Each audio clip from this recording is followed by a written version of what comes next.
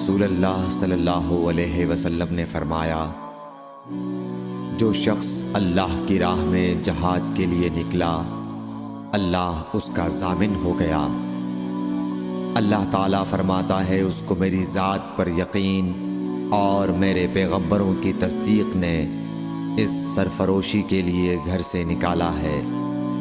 मैं इस बात का जामिन हूँ कि या तो इसको वापस कर दूँ सवाब और माले गनीमत के साथ, या शहीद होने के बाद जन्नत में दाखिल कर दूँ। रसूलुल्लाह सल्लल्लाहु अलैहि वसल्लम ने फरमाया, और अगर मैं अपनी उम्मत पर इस काम को दुश्वार न समझता तो लश्कर का साथ न छोड़ता। और मेरी ख्वाहिश है कि अल्लाह की राह में मारा जाऊं, फिर जिंदा किया जाऊं, फिर मारा जाऊं, फिर जिंदा किया जाऊं, फिर मारा जाऊं। सही बुखारी हदीस नंबर 36।